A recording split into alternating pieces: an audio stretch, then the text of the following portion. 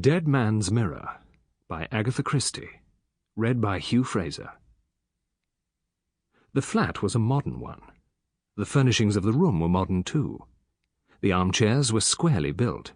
The upright chairs were angular. A modern writing table was set squarely in front of the window, and at it sat a small elderly man. His head was practically the only thing in the room that was not square. It was egg-shaped. Monsieur Hercule Poirot was reading a letter. Dear Sir, a matter has arisen which requires handling with great delicacy and discretion. I have heard good accounts of you, and have decided to entrust the matter to you.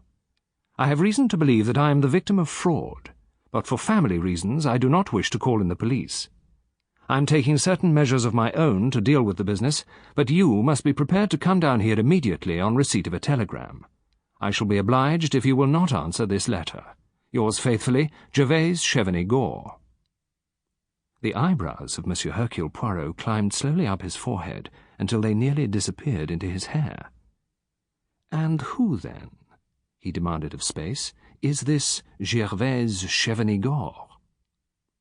He crossed to a bookcase and took out a large, fat book. He found what he wanted easily enough.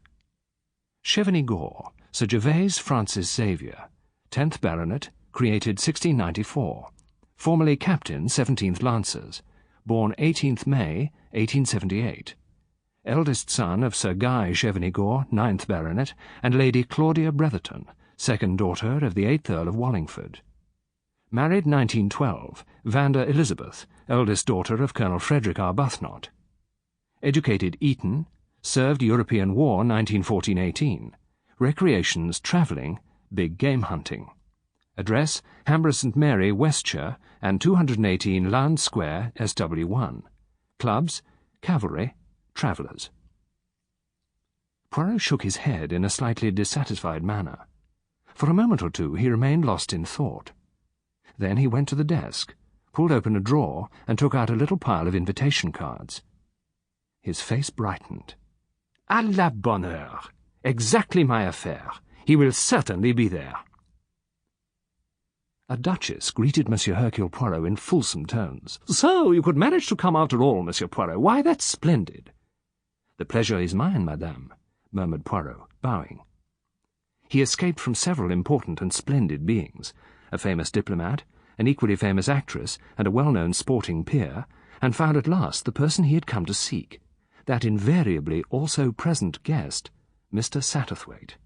Mr. Satterthwaite twittered amiably. "The dear Duchess, I always enjoy her parties. Such a personality, if you know what I mean. I saw a lot of her in Corsica some years ago." Mr. Satterthwaite's conversation was apt to be unduly burdened by mentions of his titled acquaintances. It is possible that he may sometimes have found pleasure in the company of Messrs. Jones, Brown, or Robinson, but if he did so he did not mention the fact. And yet to describe Mr. Satterthwaite as a mere snob and leave it at that would have been to do him an injustice.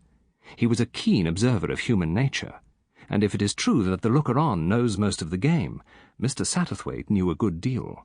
"You know, my dear fellow, it really is ages since I saw you. I always feel myself privileged to have seen you work at close quarters in the crow's nest business. I feel since then that I am in the know, so to speak. I saw Lady Mary only last week, by the way, a charming creature, potpourri and lavender." After passing lightly on one or two scandals of the moment, the indiscretions of an earl's daughter and the lamentable conduct of a viscount, Poirot succeeded in introducing the name of Gervase Chevenix-Gore. Mr. Satterthwaite responded immediately. "Ah, now there is a character, if you like. The last of the baronets, that's his nickname." "Pardon? I do not quite comprehend." Mr. Satterthwaite unbent indulgently to the lower comprehensions of a foreigner. "It's a joke, you know, a joke. Naturally, he's not really the last baronet in England, but he does represent the end of an era. The bad old baronet, the mad harum-scarum baronet, so popular in the novels of the last century, the kind of fellow who laid impossible wagers and won 'em."